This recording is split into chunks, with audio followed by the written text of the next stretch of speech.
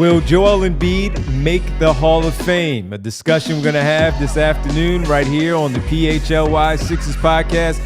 Coming to you live from the Xfinity Lounge, along with Derek, Kyle. I'm Devon, Bree producing, the president of basketball operations. Great to see all of you in the chat. We are presented this afternoon, and as always, by Rothman Orthopedics. Visit rothmanortho.com/PHLY and Ford. Visit your local Ford store. As we were leaving the game last night, guys, I saw a tough Ford Explorer last night leaving South Philly, and it was fantastic, and it made me immediately. I couldn't tell if tough was like it was all banged up. No, or it's tough good. In a good way, and it immediately made me think about the show and our presenting sponsor with Ford. So visit your local Ford store if you want to get a great Ford Explorer like the one I saw last night. All right, folks, it's a Friday. We're going to have some fun today as we discuss the Hall of Fame, the Naismith Memorial Basketball Hall of Fame. Let's clear that up right now. It's not the NBA Hall of Fame. It's the Naismith Memorial Basketball Hall of Fame.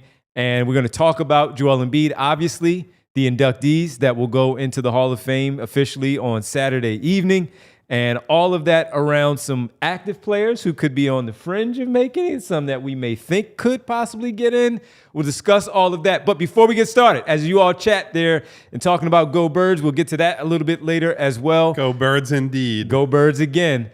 We do want to tell you right from the top, though, that we want to talk about once again, and we've been pushing it all week and letting you all know that it is Big Brothers Big Sisters Month. We are partnering once again with the Big Brothers Big Sisters here at PHLY Network to raise money, to bring awareness to the young people in need, and just continue to donate and once again just bring awareness to what's going on, when how big it is for a big to help out a little. And right now for this week, we've been trying to make sure that we raise as much money as possible, and we have a donation number that we would like to get to by the end of the month, and that is $50,000. So far, we have raised, as a network, along with you all, $2,591. That's a good start. At the very moment.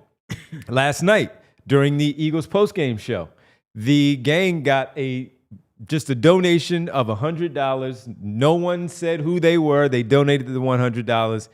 And that is also very cool. So you don't have to put your name to it. You can remain anonymous in donating your money, but it all goes a long way, and we would really appreciate it. We want to get to that number by the end of the month. If we get it sooner, that would be great.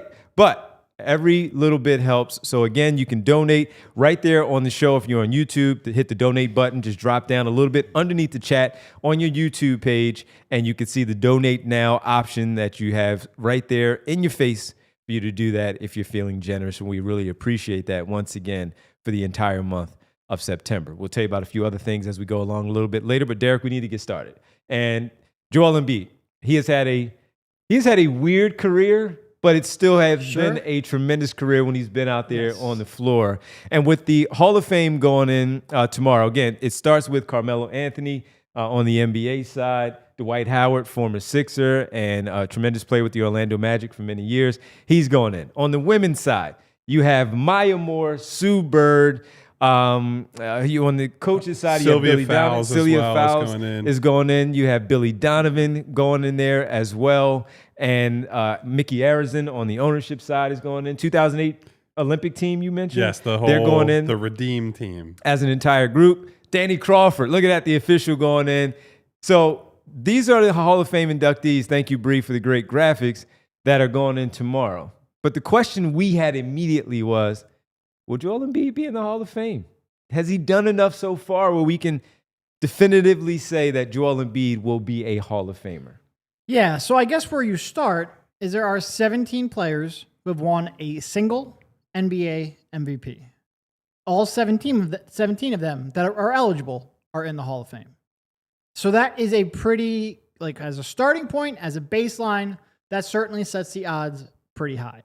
Now, 2 years ago when we were having this conversation, and, Joel would have been, what is Joel right now? He is 31. Mm-hmm. When Joel was 29 before the injuries, and you're sitting there, you're going all right, he's got one MVP, maybe a second one, a couple scoring titles, whole bunch of All-Star games, whole bunch of All-NBA. You add in the projected, what he does through his age 32, 33 seasons, you go, obviously, he's a lock to get in. Now, the last 2 years have been pretty much a wash, and you have no idea what you're going to get. So if his basically end of his productivity ends at like 29, becomes a little bit more uncertain. He could threaten to become that first MVP to never make the Hall of Fame. I think right now Basketball Reference has him about a 66% chance of making the Hall of Fame.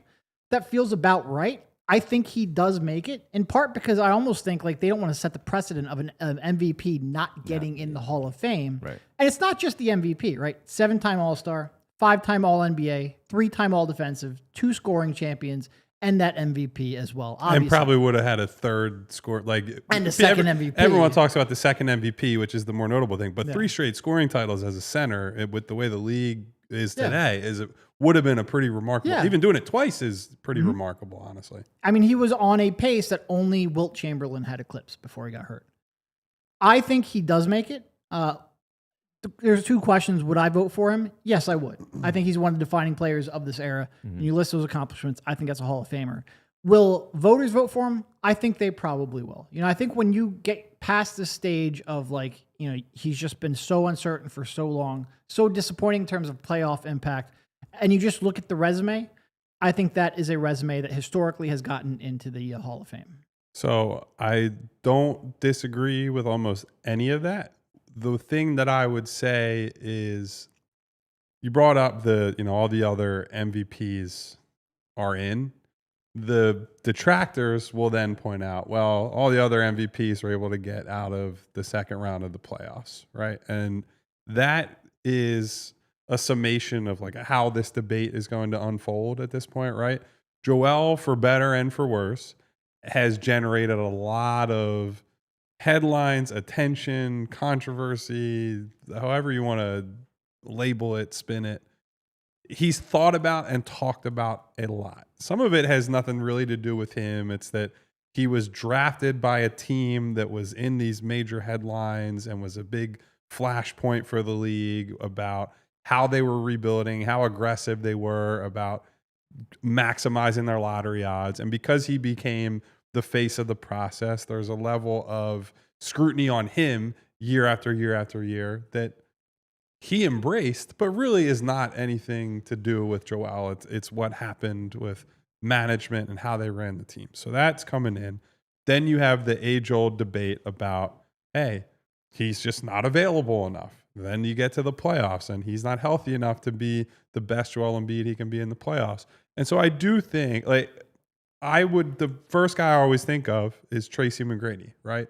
Tracy McGrady, a 7-time All-Star, just like I believe Joel Embiid is a 7-time All-Star. Exactly. He never, as the leader of a team, made a deep playoff run. He had multiple moments, in fact, where he underperformed or his team collapsed at inopportune times, right? Like he's part of the 3-1 lead that was lost by Doc Rivers in Orlando. Actually, I think Devon brought this up the other day that he pretty famously came out and said, like, yeah, now I finally know what it's like to win one of these. And then they lost the next 3 games and lost the series. And he was pretty divisive when he went in, right? There are a lot of people who are like, Tracy McGrady was great at his peak, but not for long enough and wasn't successful enough. And when you look at that as the bar for if you're better or as good as this guy, you can get in, and consider that Joel was a more consistent MVP level player during the run that he was, it's easy to make the case for him. I do wonder if, because of how his career has played out, because the rest of his career is now so uncertain that we don't know what, if anything, they're going to get out of him over the next 3, 4, 5 years if he's, in the league over that time. I just don't know how voters as a whole feel about him. But generally, I think Derek's point is correct. There's never been a player of this caliber who was as productive as long as Joel was at that level who didn't make the Hall of Fame. The Basketball Hall of Fame is not like Cooperstown, right? Where the Baseball Hall of Fame, they are pretty protective of who's in and who's out. And there's the whole steroid thing. There's all kinds of other factors, right? But basketball, they tend to let a lot of guys in and they celebrate, even if it's a guy who was good for a short period of time, even if it's someone who's more of a international based player, they get a big bump from that stuff. I think he's in. But I also am higher on Joel Embiid as a basketball player than a lot of the general public tends to be. I agree with both of you. I do think he's in already. When you bring up the McGrady piece of it too, McGrady had some really bad injury years as well. He had the issues of getting out of that first round and all those things. And you bring up that infamous quote that he talked about. And that's one of the reasons why when you bring up McGrady, I look right back at Embiid and I bring up the injury history, the same thing with the lack of playoff success overall. But Embiid does have the MVP and the scoring titles, the All-Stars, et cetera. That's why I do think he's in. And you guys both brought up the MVP part. Is one who is not yet in. He recently just retired.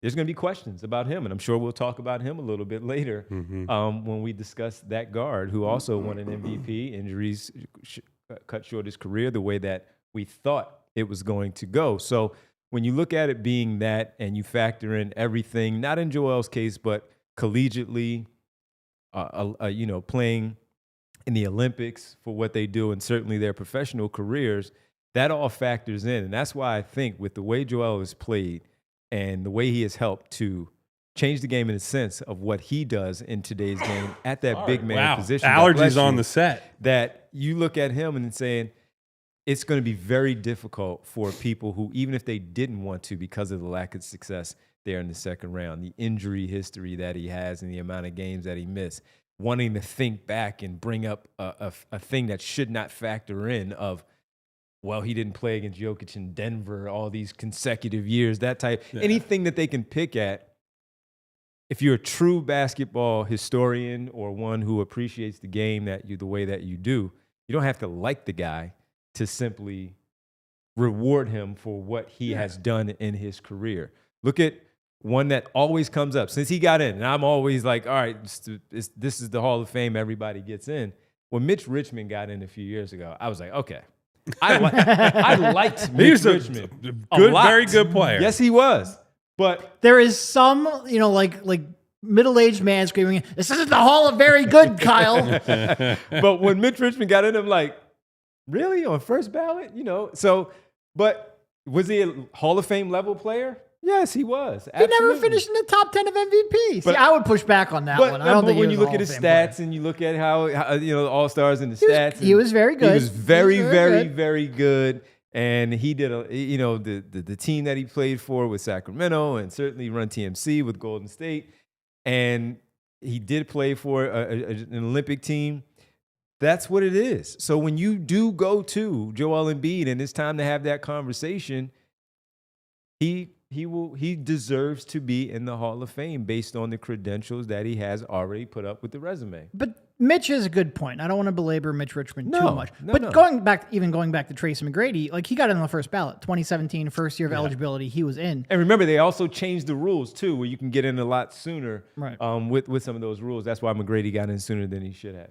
But Mitch Richmond, we're talking about a guy who was, I think, a 6-time All-Star, never in the top 10. And 6 consecutive. Yeah. Never in the top 10 of MVP, never first-team All-NBA, never a scoring champion. This is a guy who, like Joel Embiid, even though he doesn't have the length of the career, clears by so many leaps and bounds that if Mitch Richmond is in the Hall of Fame, I don't really want to hear about Joel Embiid's playoff track record. That's all my point is. And Ramid is like, Mitch Richmond was a bucket. Yes, he was a bucket. He absolutely was. The peak of his career was in total anonymity, essentially, in Sacramento, right? From it would have been 91, 92 to 98 or 99. Right. So he wasn't even on the good Kings teams. He was on the teams that were just yes, and we're here and we exist. And I'm scoring, and I know he can score. He was a bucket. Yes, he was. All I'm saying is that's the point. If he was a bucket, Joel was a bucket. Who has a better career? Most likely Joel Embiid has a better career when we had that conversation. Am I misremembering? Was Mitch Richmond, wasn't his last year on the Lakers? Yes, it was. That's when he won the championship. He got the ring at the very end. Well, that's why he deserves it over Joel. Oh, yeah. That's, that the ring outweighs everything else. So when Joel goes to OKC and wins the championship, that just cements it right there. Yep. And that's it. So that's all I was saying about Mitch Richmond. Goes to OKC with Cam Boozer on the Clippers pick when they void Kawhi's contract. Right. So that's all I am saying about the Mitch Richmond piece. Not that he's not deserving of the conversation of being a Hall of Famer. He certainly was. Derek will push back. There are many others that'll push back. But when we come to this piece of the conversation of Joel getting in as a first ballot with that resume, I think he's in. The Hall of He Was Ite. He was That's aight. about all Mitch Richmond was. Who would be on? Who's the Mount Get him Rushmore? right, No. Mitch. See, yeah, that's unfair to Mitch Richmond. I was Get him. about to say, who are the most I players? That are in? No, just in NBA history. Like, if you're like, he's I. Yeah. Like, who are who's the Mount Rushmore? Damn. You got me. Now you're going to have me thinking. There's got to be one backup point. It's got to be all just like, he was a nice player, right? Like backup point guard. No, starters, but weren't Hall of Famers. See, I was So thinking are we more like talking about solid role player. solid All roles? stars? Like sub all stars? He was I. Sub All-Stars. Yeah. He was all right. Well, Yeah. definitely sub all-star. See, this is tough because when you say it makes more sense to be a backup because I go, Mike Bibby's probably not getting in the Hall of Fame, but he was more than just all right. Yeah. You know what I mean? That's why I'm saying it's like the Lou- guy who's like the floor general with the second unit. What about That's Lou I'm saying. Williams? He was better than that. He's But better he than never that. made an all star. He was Yeah, mostly but- a Should've made six one. man. I thought he should have made one. Lou's he's a bucket. Yeah. That's Lou Williams. Yeah. He's not He and Jamal high. Crawford are buckets. We could talk Yeah. about them getting in. Those maybe a are little bit later. hoopers. Yeah, he was all right. So, but I think you have to be pretty good to be all right. Jameer made the All-Star team. So you don't have to be pretty good to be. He is all right. That's like a dismissive. yeah. Yeah. See, when you bring up Jeff Like, Teague, Gene, DJ Jeff Teague was more than he was DJ all right. Augustine. He was all right. He was all right. He was all right. Like, I that's really that's like what I'm Texas, thinking right? of. Yeah. Texas, I really liked him back at Texas. Yeah. When he got into the league, he was, too small, Yeah. all that stuff. But yeah. But all right, let me think That's of right, that. he was Let me with think of KD, that. right? 'Cause We'll sit on that one. that's a good one. That's a good one. Who's that? He's all right. Because there's a lot of people throwing some names in there, and they were more Some than real just all right. disrespectful. Drew Holiday's better than Drew Holiday, all right. let me just put that right now. He's going to the Hall of Fame Yeah, now. the At this definitive point, winning play in a finals game. he's going to the Hall of Fame. We'll talk about Marbury and all these guys. Terrell Brandon. Now that's what I'm talking But about. he was an Marcus. all-star. He was You an know what? all-star, Terrell Brandon was, in Cleveland. He was an all-star. Rod Strickland never made the all-star team. He always got robbed. So this is always You're a a big fun Rod conversation. Strickland I'm a guy? Big Rod Then- Strickland guy. okay. Big Rod Strickland guy. Should have made an all-star team at some point. All right, when we come back, we'll keep this conversation going. We will now get into a little bit more 40 of minutes of who was I and who wasn't. who's up next. Joel, yes. He's got some teammates that we need to discuss, current teammates that we need to discuss, and former teammates. Are they Hall of Fame eligible? Do they make it in? We'll discuss all of those players. It's Hall of Fame Friday with the class going in and for 25, led by Carmelo Anthony. I got one. Who else? Ramon Sessions. He was all He was right. all right. Yeah. That's He was definitely all right. He was definitely all right. We'll keep it going. We'll keep it pushing on the other side and discussing Joel Embiid's candidacy and who's up next of the active players. This is where the discussion is going to get really interesting. We'll talk about it right here on the PHLY Sixers podcast. And I'm up first, everybody, discussing our good partners from Xfinity as we are coming to you from the Xfinity Lounge. The other day, I was at a friend's place. We had an off weekend, right, the extra day, and there were some issues with the internet. And I'm like, yo, what's going on? You don't have Xfinity? All right, let me make a call for you because we are now partnered with Xfinity. The setup wasn't all that great. It was a little bit of a mess, and it needed to be adjusted. And the lagging, the buffering, the switching between apps, trying to figure out what game we could watch since college football has been underway. I know he's a big fan, but you can't have these problems with the NFL getting underway. College football has already started, and certainly with us, we're talking basketball, hockey also happening, baseball in the mix for the postseason. So if you call yourself a big fan, you have to also have Xfinity. It's the ultimate sports destination. I can find the best games and my favorite teams all in one place. And the way I watch, it's next level, like many of you already have as well. But if you don't, it's the perfect fan flex that you can now have to be a part of.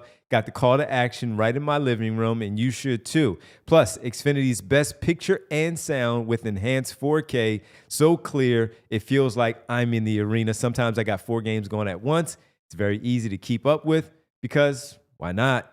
On top of all that, I get real-time notifications and live stats right on my television. It's the best seat in the house every time. Next game day, make sure that big fan, Sunday, everybody, isn't a big fail. Learn more at Xfinity.com. Xfinity, imagine that. Restrictions apply. Multi-view requires Xfinity 4K capable TV box.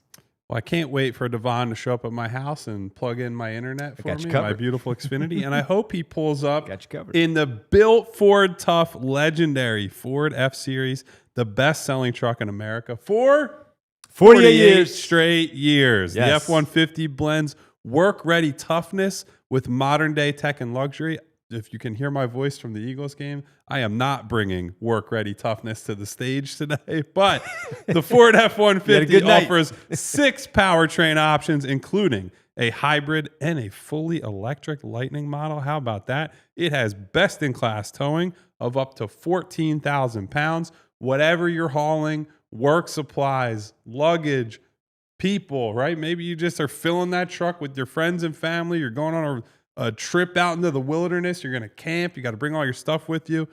The Ford F-150, the Ford F-Series has got your back. If you're going to use it for work, though, you got to have the interior work surface, right? So you hauled everything out. You're planning. You got a little surface inside there. It's like having a desk inside your truck. It's smart. It's convenient. Got a max recline seat. Get nearly 180 degrees of recline. It's great if you're taking a nap or just taking a break or you just want to be comfortable in your car. It's got a 360-degree camera system. That's going to help you with trailering, parking, and off-roading. And if you are going off-roading, they have all different types of drive modes for different environments: mud, sand, snow, tow and haul, eco, and more. Plus, there's an available FX4 off-road package. Get skid plates, off-road tuned shocks, and e-locking rear differential. What more could you ask for? For more information, visit your local Ford store. Welcome back to the PHLY Sixers podcast here on a Friday. We're talking the Hall of Fame, and we're also talking about, we'll get to the birds a little bit later, but we do want to tell you if you want to read some of the great stories that are available for you to take advantage of at allphly.com. You have an opportunity right now. The new football club Diehards sale that runs through Monday night, everyone. So we've been telling you for a few weeks since training camp was underway, and then as the season was creeping up on us, it runs through Monday night. So let's get in there. $36 for the football club special. You look at that green T-shirt. That's available to you as your free T-shirt once you do sign up. So please, allphly.com, $36. You get the great written content from EJ, Bo, Fran. Saw Les Bowen on the show in the studio last night. It was great to see Les on the post-game show. The whole gang, man. I came back from the game, had it up on the TV. As did I. Beautiful. Vinny was here. And again, the great written content from all of those gentlemen. And you don't want to miss it. Basketball side, we're about to get started here at the end of the month. These guys are going to have some great preview things happening at All PHLY. The same thing with Charlie getting ready for as these camps start to roll in for the young guys, for the Flyers at allphly.com, and Jim Salisbury on the Philly. So take advantage of this great introductory price at $36. Allphly.com. Runs through Monday night. We're going to keep telling you until you sign up. Sign up now. Become a member. Get a great T-shirt there as well. All right, Kyle. We got to talk about Joel. Obviously, Bree put up a poll on YouTube. Everybody asking, is he in definitely, or he still has some work to do? So go ahead and post your cast your vote there. And right now it says, will Joel Embiid make the Hall of Fame? Most definitely, or I don't think so. Right now, 28% say I don't think so. Still has work to do. All right, so vote. We'll see what happens by the end of the show. Kyle, he has some teammates currently that are candidates for this as well. One being Paul George, the other being, when you go to the deeper part of the bench, and Kyle Lowry, 20 years in the NBA. What do you think of those two? One get in, both get in. How do you feel today? If Joel's a lock for you right now, what about George and Lowry? I'd be much more inclined to put Paul George in the Hall. Kyle Lowry, great career, very good player, but he doesn't fit my Now, I'm not, the Hall of Fame doesn't run the way I would run it in the first place, right? I probably would leave some Mitch Richmonds of the world out of the Hall of Fame. But Lowry, when he was one of the best players, when he was the best player or second best player in Toronto, they were capped out, right? And he made All-Star teams, what, six All-Star teams? Okay. 6 All-Star teams during his career. Very productive player. But there was never a point where he was a league-defining player, right? Like, just never was at that threshold. And that, to me, is what the Hall of Fame should be about, right? Like, you can't tell the story of the NBA without this player. I think the only way you make that argument for Lowry is because he's so important to the Raptors and they're such a new-ish franchise that it's like him and Vince Carter are who you associate with that franchise. Yes, they are. During their history. But that's not super compelling to me. Now, Paul George, on the other hand, is a guy who has been like a top 5 MVP vote getter, has more accolades, has better stats, played internationally, although when he did, he suffered that awful, gruesome injury. So didn't get the same chance to pad some gold medals and whatnot. But I think Paul, between some of the MVP consideration, he's in the mix for Defensive Player of the Year, all defense type teams. I think he should definitely go in. I think Kyle Lowry will go in. I personally would not put him in, but he's going to be one of those that I think is on the borderline for most people, if at all.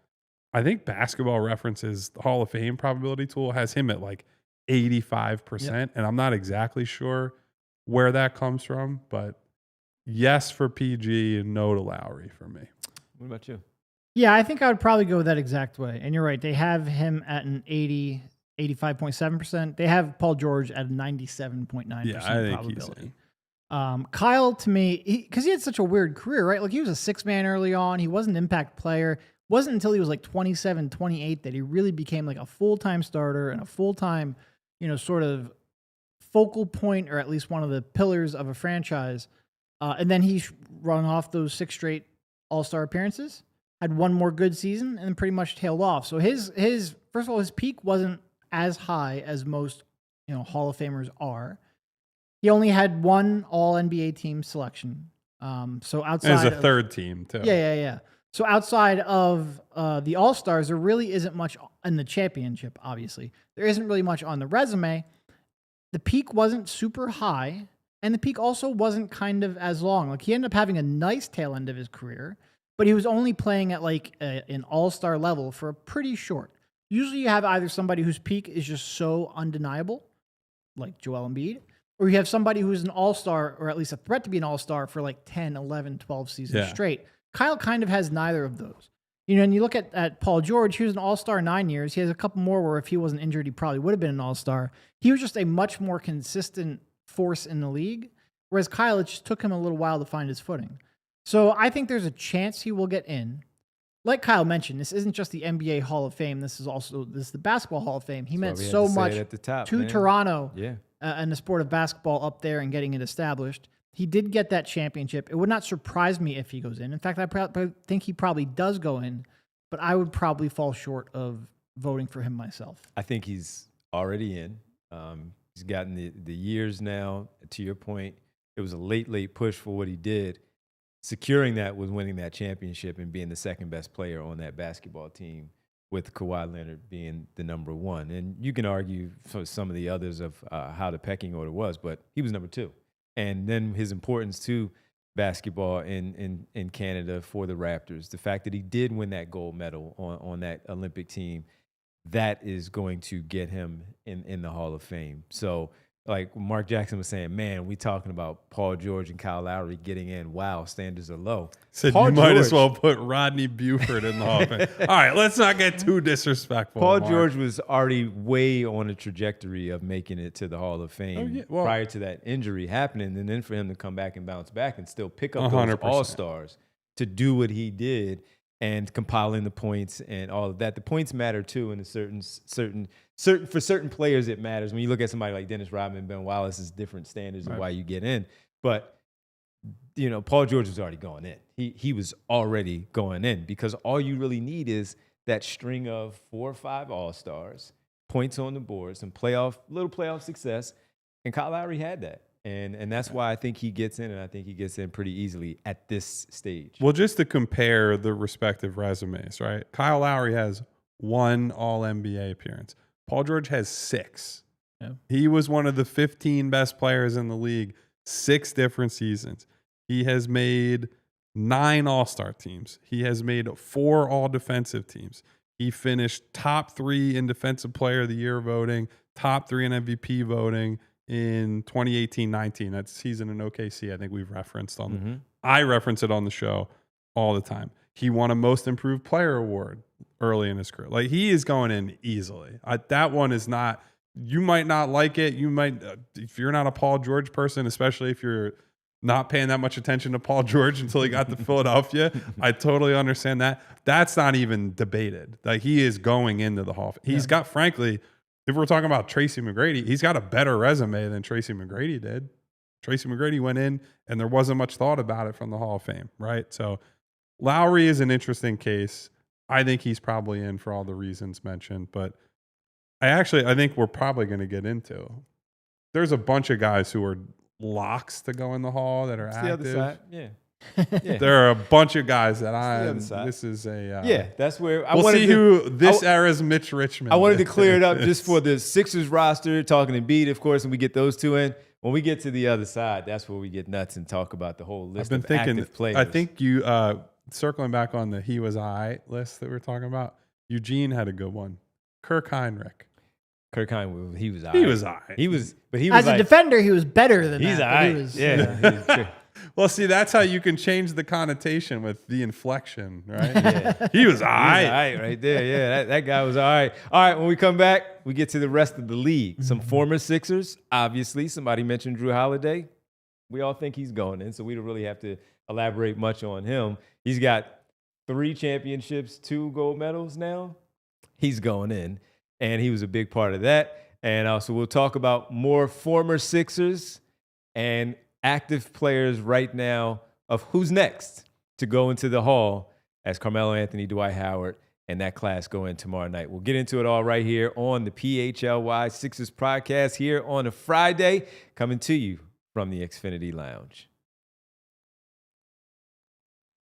Got to tell you about my good people at Rothman. Oh, man, I wish I could have sent Paul George some Rothman a little bit early, or even Joel Embiid, Rothman a little bit early, to make sure that they were all good because of their Hall of Fame candidacies. But if you are, Hall of Fame in whatever you do, and you want to be right, you want to be able to move around and not have to worry about, oh, my back is hurting, my elbow, my shoulder. You're just coming off of a busy summer, and you just kept ignoring that one nagging thing that would not go away. That's why we put our trust and faith in Rothman Orthopedics, whether it's that running, golfing, just simply enjoying the summer, playing with the kids, the young ones, and you just ignore the stuff, right? Their focus is right now on high-quality, compassionate care, and that will have you feeling better and getting back to doing what you love. So if pain is slowing you down, it's time to take action. You have to head over to rothmanortho.com/PHLY. Schedule your appointment today. Rothman right now, currently proudly serving dozens of communities across Pennsylvania, New Jersey, and Florida with 30-plus convenient offices, urgent cares, and walk-in centers. And with those in the area, you can check out in Philadelphia, Center City, Northeast Philly, and the Navy Yard. Please go check it out. So once again, make sure you visit rothmanortho.com/PHLY. Schedule your appointment today. Be like me. Don't tear your ACL and your Achilles, though. Just go get checked out with Rothman Orthopedics. Your summer, now your fall, your mobility, their mission. And guys, one of the things I love about Monarch Money is, it does everything well. It shows you your upcoming subscriptions, which I am absolutely awful with. It shows you where you have spent your money, and it helps you save in many different ways. Feel organized and confident in your finances with Monarch Money, all in one personal finance app that brings your entire financial life together in one clean interface on your laptop or phone. Right now, just for our listeners, Monarch is offering 50% off your first year. Monarch is built for people with busy lives. If you've put off organizing your finances, Monarch is for you. Monarch does the heavy lifting, linking all your accounts in minutes and get clear data visuals, smart categorization of your spending, and real control over your money. If you're not on top of your money, you could be missing chances to save more, invest smarter, or hit your financial goals faster. Monarch helps you stay informed so nothing slips through the crack. Monarch isn't just another finance app. It's a tool real professionals and experts actually love. Named the best budgeting app of 2025 by the Wall Street Journal. Don't let financial opportunities slip through the cracks. Use code PHLY at monarchmoney.com in your browser for half off your first year. That's 50% off your first year at monarchmoney.com with code PHLY. All right, welcome back to the PHLY Sixers podcast here on this Friday, presented by our good friends from Rothman, of course, and Fort. We're coming to you from the Xfinity Lounge. So let's get the big takeaway from Xfinity right here on the show. Kyle, I think we need to talk about the fact that you're wearing that hat. And while we're talking basketball, yeah, baby. The big takeaway, they're 1-0, man. They are 1-0, and they got it done. It's the first game of the season. You knew things were going to get weird, but, man, there were some weird things last night. That being said, the big takeaway is the defending champs defended their home field with the first win of the season. So you were there as well, Devon. Thanks for rubbing it in. That was one of the I should have sent Bree.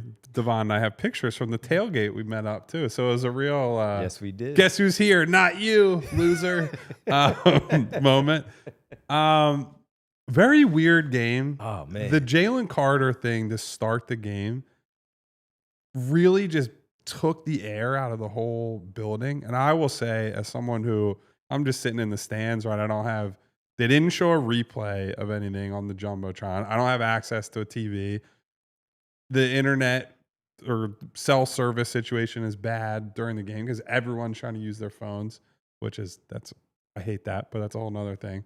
So I had no idea what had happened. And I think everyone's asking around, like, what's going on? I had to learn from people at home what happened. And as people are, the whispers going through the crowd, Dallas just drives right down the field and scores, and they're killing them in the interior, right? Like a lot of that game, they're going right up the middle and they're not getting pressure and whatnot. So I think it went from delirium to like, what the hell just happened? Now, thankfully, the offense was lights out for the first half of that game, first 30 minutes. Nobody knew how to play defense. So it was, all right, whatever. Jalen and Saquon and these guys, not A.J. Brown, notably. They got them. But, yeah, and then you have the hour-long lightning delay, and some people left because it's Thursday night and they got to go to work tomorrow. Kyle's texting me like, it's talking about an hour. What are you doing? I'm like, I knew I wasn't leaving, yeah. But I knew I'm going to shame my dad. My dad was also at the game, and he left. Shame on you, Dad. Shame. A classic old man move, though. He's like, I got to work tomorrow. Shout out Mr. Newbeck. He's the best. So just a tremendously weird game. And I think it's just hard to analyze in general because once you come back from very unnatural to do all of that, play the first 40 minutes of the game essentially, and then have an hour intermission after halftime and have to come back out and finish the game. Just super weird vibes. I'm glad they got the win. I'm glad that mostly avoided injury except for opening kickoff of the game. And we'll see what happens with Jalen Carter. But good times were had for sure.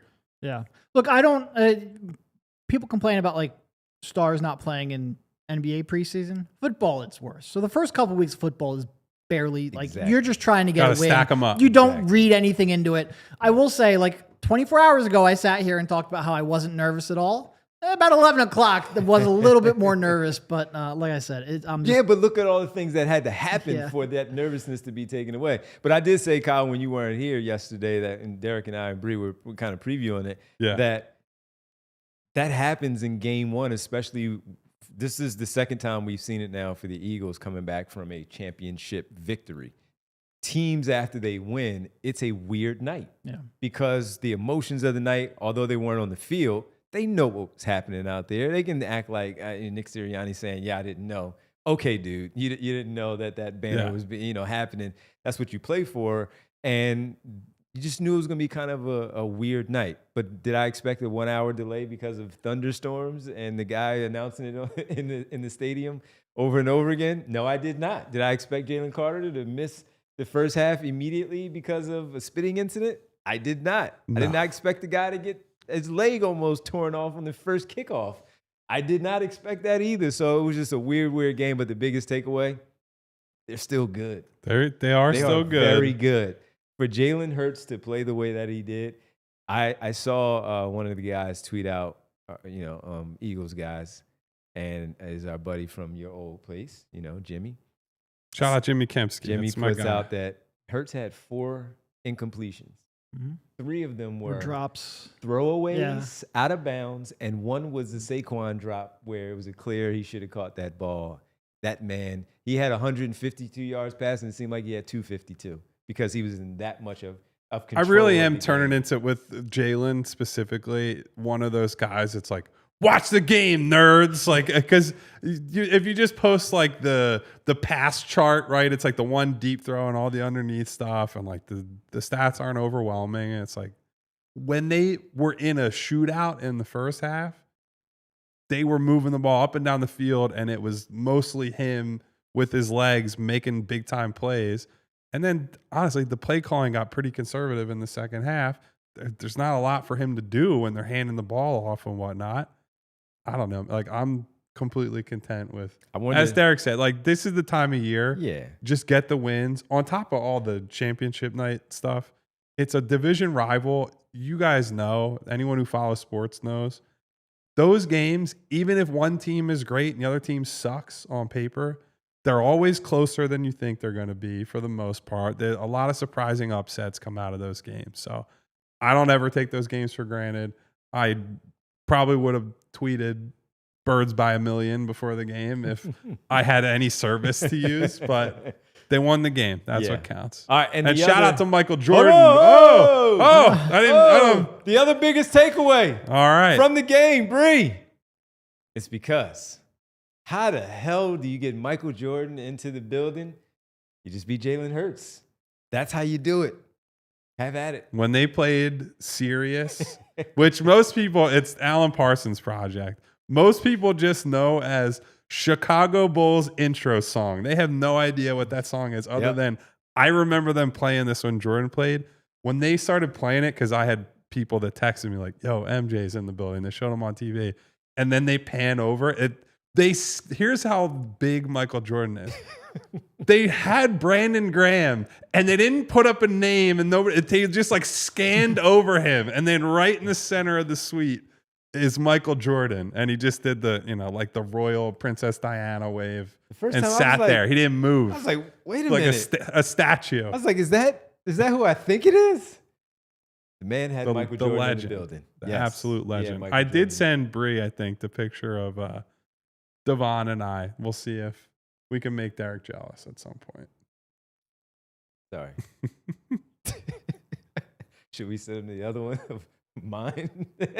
Oh, maybe. You'd really be jealous. Yeah. But nah, so that is our biggest takeaway presented by The biggest takeaway also, Xfinity. Derek's hat on the show yesterday. I tuned in and was just chuckling like a madman. That was great. I mean, I'm team player right here. I'm man. fine making myself look like an idiot. Team player right here. That's the biggest takeaway. The Birds are fantastic. Michael Jordan is still the greatest to get that kind of reaction in Philadelphia. The Wi-Fi is booming. Sorry, Kyle. Yesterday in the arena. Well, I wasn't on the Wi-Fi. It was cell service, so I can't blame Xfinity Very for that. Fair. One. So hey, see, they're the boys out there. Kyle made sure I got a cheeseburger while we were out there. Yeah, it's like that Randall Cunningham. Shout out to my guys at Mitchell and Ness for that one. Ran into our guy Karate Mark, who's a big supporter of the show and our work in our former places.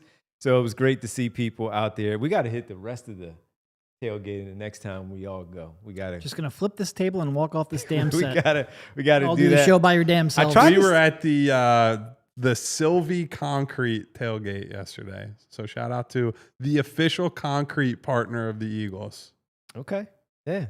There's some free They promo. had a spread out there, man, and it was... They had a band. They had all kinds of wine. They had I just texted chops. to you. The table that I saw with all the meats that were lined up, it was like, yeah, Derek, you would have enjoyed all of that. I'm sorry, man. It was a good time last night. Mm-hmm. It was a really good time. So, all right, let's get back to the topic at hand, which is Hall of Fame. Who's up next? Because there are a lot of people that are up next that we believe that are up next. Can we get to the basically the sure things that we feel like? All right, you mentioned Steph Curry earlier, so, So start there. I'll just skip through. There is a list of guys that we don't even have to think about. LeBron, Kevin Durant, Chris Paul, Steph Curry, James Harden, Russell Westbrook, Giannis, Jokic. I think Anthony Davis is He's a over lock. there. He's already on the top 75. We brought up so. Paul George. I think Paul George is there. Yeah. Dame Lillard. Mm-hmm. Kyrie, I think. Kawhi. We mentioned Drew earlier. He's on the bottom part of that list. So but that's he's like in. 13. You could probably talk me into a couple. Like, I think Draymond and Clay will also get in too. Which from should those not Warriors be teams. controversial at all. What's the Draymond's going to be controversy? so I think because Draymond is great defensively, that's going to be the one that people fight a lot.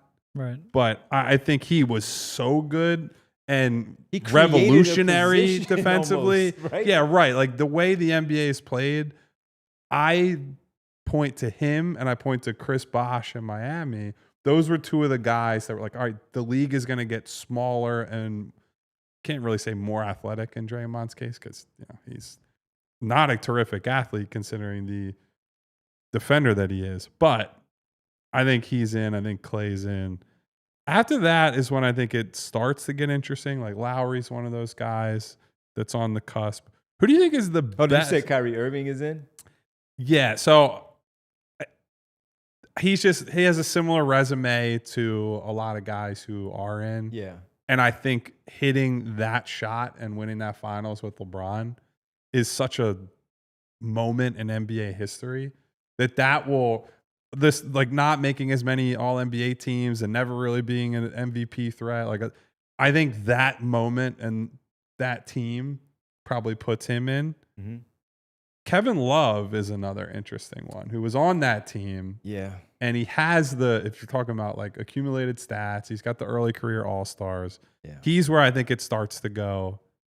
Is he in? And he has the championship, Yeah. which is key. And look, talk about a legendary moment. He put the clamps on Steph in the biggest moment of the game on Unbelievable defense. stuff. That's like, honestly, to me, that's like one of the craziest moments ever. It's like, it's Steph Curry at his absolute peak.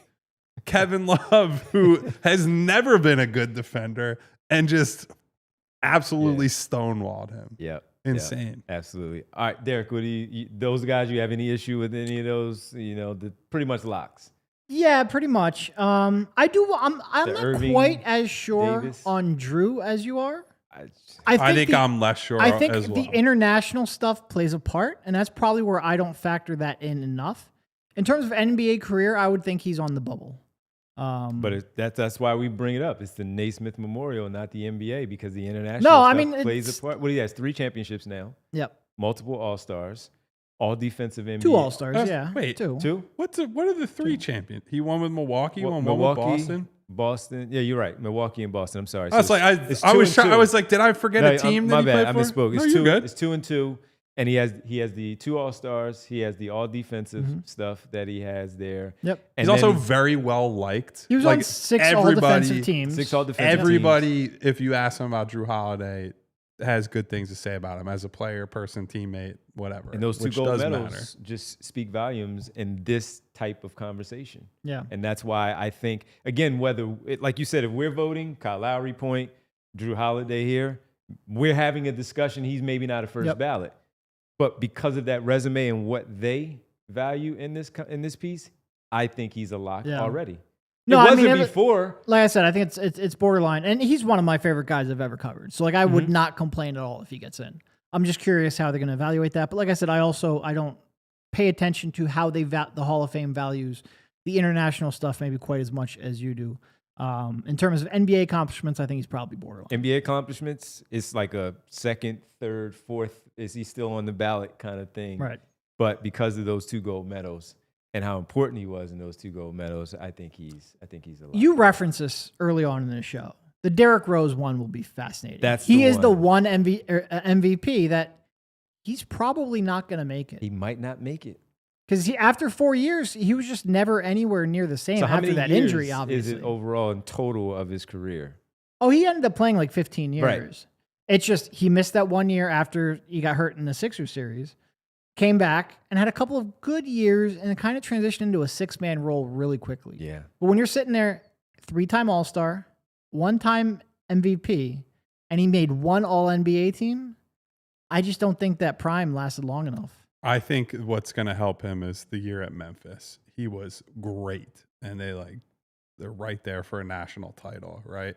And he also has pretty significant meaning to Chicago that's like beyond the Bulls stuff, right? Like he's a hometown kid and has all the roots there and whatnot. I probably would not put him in, but I think he's got to. He might sneak in. There's another former Bulls player I think is a very interesting one. Jimmy Butler. Yeah. Jimmy Butler has made 6 All-Star teams.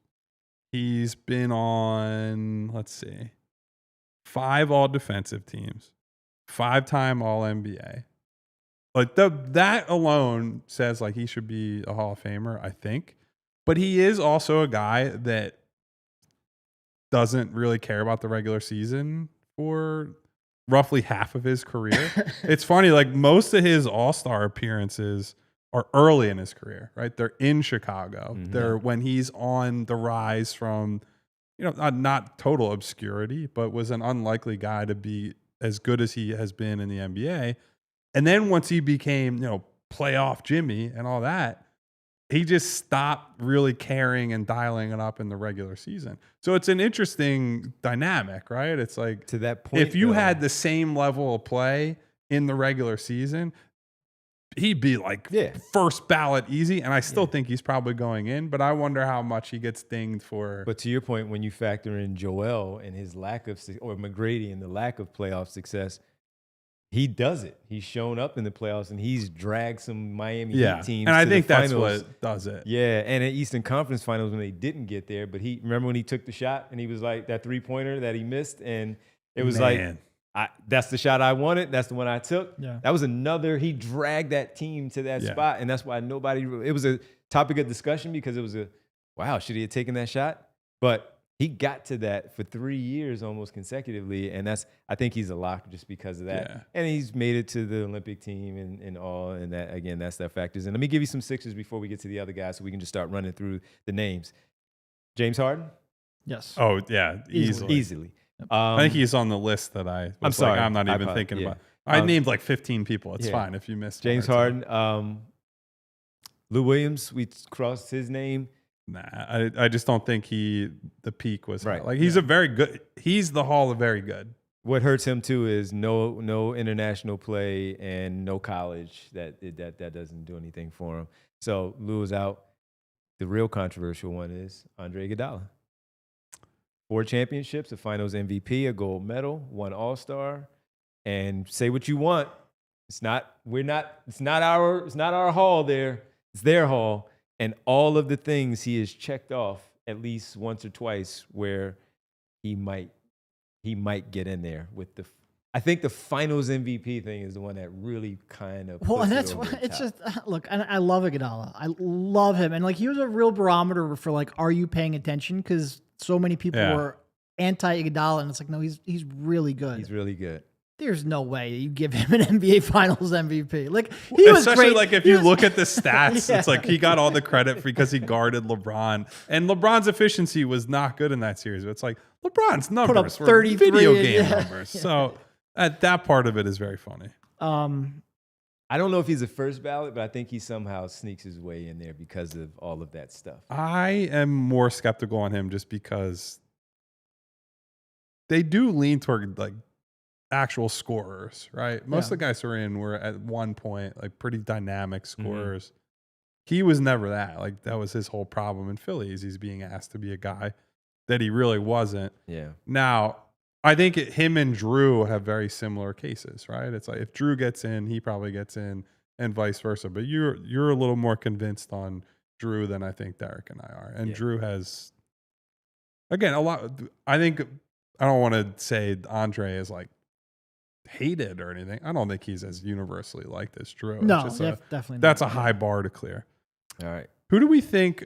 Who's a guy right now that is not there that you think can put themselves there in the next like 3? So someone that's like late 20s. Jalen Brunson. Okay. I was going to say Donovan Mitchell. I think he Yeah. could accumulate enough. He's got a bunch of all-stars at this point, right? So I was thinking Jalen because he has 2 national championships, one of which he was the National Player of the Year. I thought that now that he's going to start piling up all-star appearances. The playoff performances are there, whether they get to a finals or not. The points are obviously going to start to pile up. So that's why I think that Jalen Brunson right now, while I don't think he's in, I think the resume is already a pretty good start. Yeah. Yeah, I mean, there's a couple guys that we haven't really mentioned, mostly just because they're probably a little bit too young. Like Jason Tatum, I think, is going to get it. He's going to get it. As long as he doesn't back, fall off assuming he a comes cliff, back, which that's a real thing at this Luka point. Doncic, Shea, like they're too young, but they're going to get in there. Mm-hmm. But that's why I said somebody like Mitchell, right? Like Mitchell has made, I'm pulling it up right now. 5? He has made 6 all-star teams and 2 all-NBAs. Yeah. I mean, there are a lot of guys who are in Hall of Fame territory with just that. If he adds, if he wins a championship as like a 1 or a 2, I think he probably gets in easily. But even if he doesn't, if he makes 9 all-star teams, maybe adds like 1 or 2 more all-NBAs, I think that'll be pretty close to undisputed. We did have someone bring up Siakam. That's the one I was going to in the next. chat. Got a championship. Went to a finals. I mean, his teammate, Tyrese. His trajectory is good. Yeah, trajectory is good. But again, he's even worse case than Tatum, right? Because Tatum at least has had more time to accumulate some stuff. Halliburton's resume. Yeah, he was just getting to where. Yeah, it's just not there yet. So hopefully he's able to. So what about Siakam? He's only made 2 all-star teams. 2 all-stars. How many all-NBAs? 1, maybe? After the jump he made last year, what 2 about all-NBAs, 3. 2 Oh, wait, he made 3 all-star teams? 3, because he made last year. I forgot he made last year's team. Yeah. The 3 all-star teams, 2 all-NBAs. A championship. Won a title, most improved player in 2019. And he's still young enough where he can put up points. He's 30, so he's got probably, and look, 3 to 5 with good Halliburton years. being out, he's the number 1 option on that team. Miles Turner's also gone. He could potentially make another all-star team with the Indiana Pacers. I'm skeptical, but he's got enough that if he had a very good next 4 or 5 years, he could get in there. After that, how about if Cade proves that the jump he made last year is just step 1 of a multi-step process? there's so much. That's so much projection to do. But I mean that's like kind of what. late 20s? Something. Yeah, I'm trying to do like late 20s where they have a little bit. How about in Devin the Booker? bag. No. Too much of his career has been spent on just teams that mean nothing, right? Like, How about Towns? nah, not yet. But I I would do probably think go no. he's probably more right building. now. He's more likely than Booker is, I think. Because also, if you factor in college, right? He was the best player on that team, and that was a damn good team. Like, could have won the national title.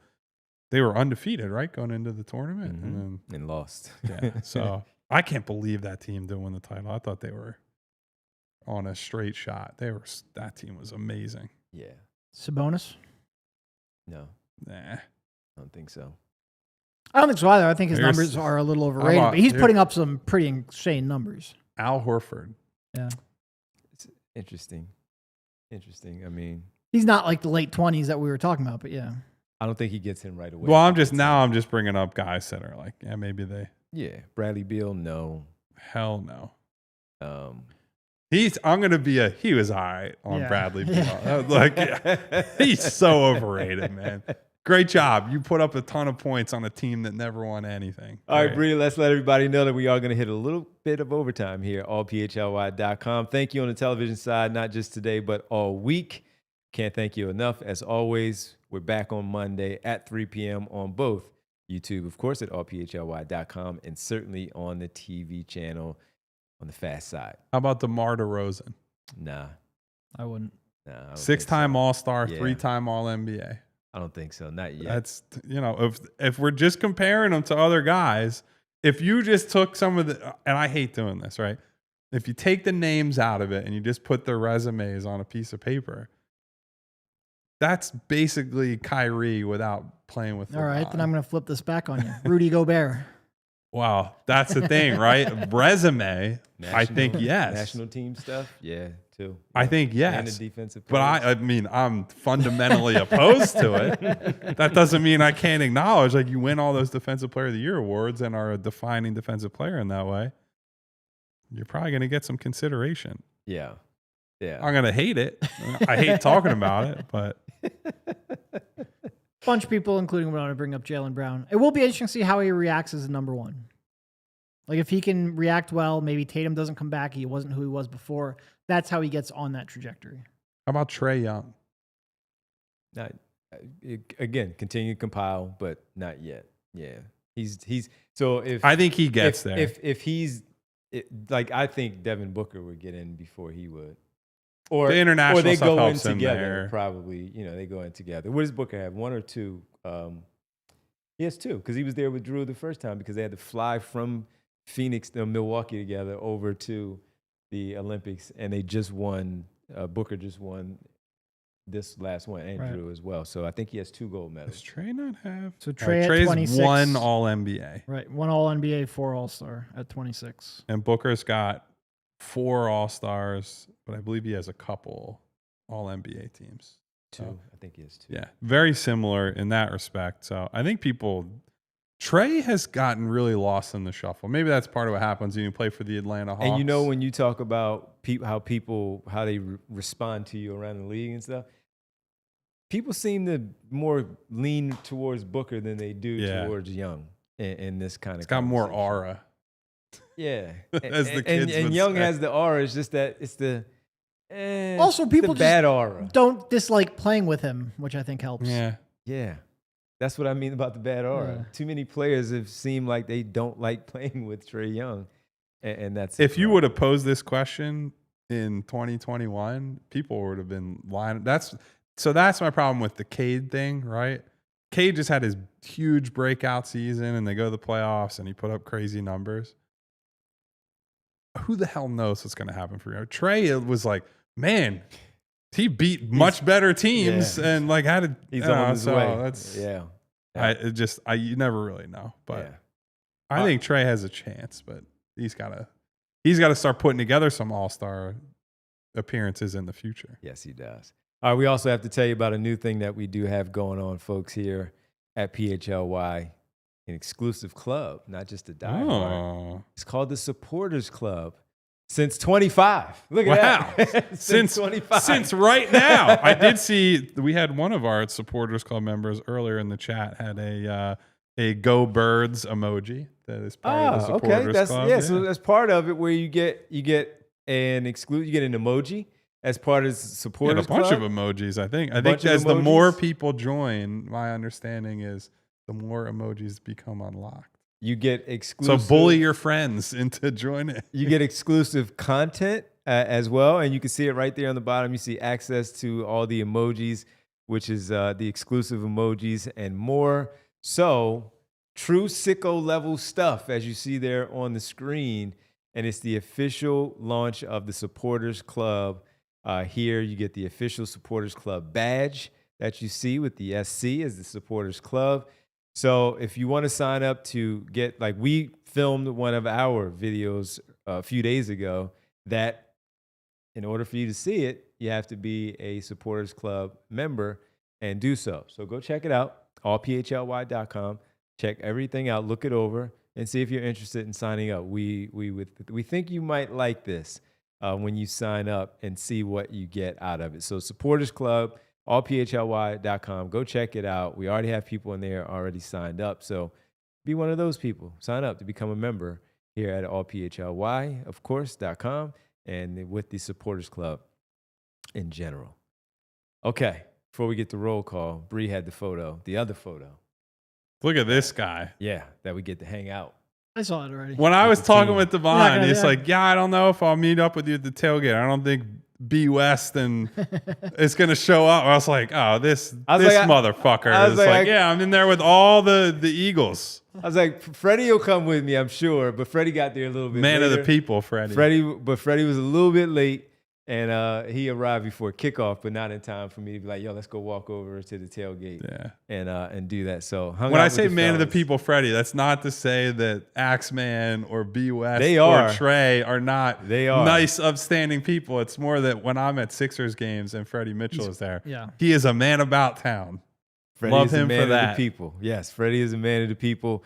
So yeah, I'm with the monsters, right? Yeah, Theo. So look, man, I mean, I've worked with every one of them I've done shows with, and that's how great people they are that we remain friends all these years later. I first worked with Trot on the radio. He was my first pregame show partner, and then it was B West. Then Trey pulled in. Trey wasn't even getting paid. Trey just showed up. Hey. And he just did shows with myself, Brian, Michael Bradley. Shout out Michael Bradley. And we just did shows, and Trey just turned it into a radio career. Trey did. And Freddie did some shows with us as well.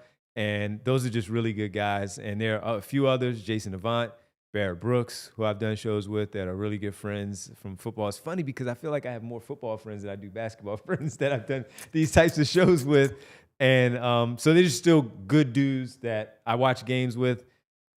I had some tutorials last night while we were watching the game. This is some fun stuff, man. So shout out to my guys. And that's how we had B West on the start of the Sixers season last year. I'm sure I can get the rest of them to probably just do some video hits with us as well. But just really maybe if you dudes. join the supporters club, we'll do a video where Jeremiah Trotter hits each of us in full pads and see if we actually are able to get up afterwards. He'd be like, I don't know if I can get up out of the stance and doing that. So he'd be like, let's let Junior do that or Josiah. Oh, no. I am not. I don't want to take a hit from any former football player. I'm definitely not taking one from a current professional football player. So funny story real quick before we get, when I did the show with Trot and Michael Bradley, Trot would pull out videos of Josiah and Junior during their PHLY around the area. And one time, Junior got ejected from a game because he hit somebody too hard. He squared up, he hit him too hard, laid him out, and he got ejected. And I remember Trot always showing us these videos early. And now, obviously, Junior's on the Eagles, and Josiah is now with Mizzou. He's with Missouri. He transferred from Clemson. He went to Mizzou. And I think after this year, he'll be NFL draft eligible. So if you follow the Trotters' careers, he's with Mizzou now, Josiah is. And Josiah is just cool as ever, too. So go support the Trotters and all that they do. So really good dudes. And maybe we'll get them on the show. Talk some birds and some Sixers. Talk about all the times their teams broke my heart, and I still love them for it. There you go. All right, let's get to the closeout this Friday. The world famous, as Gene says, I'm now casually a member of the 2000 Eagles. I think I am. They just pulled me in. I am casually part of them. All right, let's get to world famous roll call. I will say, to start roll call, it's funny, like posting that picture, because Devon is not a name dropper. He'll be like, "Oh, I'm going to the game with Brian," or he's not overselling it. Like, "Hey, I'm going to the Eagles." So it's like, "Yeah, me and Brian are going to the game." It's like, "Oh yeah, Brian Westbrook, just the normal guy, right?" I'll get him in here. You said you want him in the chair. I'll get him in here so he can sit in the chair and talk some Sixers before the season. I'll get him in here maybe like on a Friday. So if anyone's going to have the privilege of hanging out with the Eagles, it's someone who is casual about it. That's how you get into those spaces, I think, being a normal person. Thank you, everybody, for being here. Thank you to Theo. Thank you to Music Lover. Play that music. Thank you to B Knight. B Knight, what's happening? Thank you to my girl Nona. Thank you, Mom. Nona?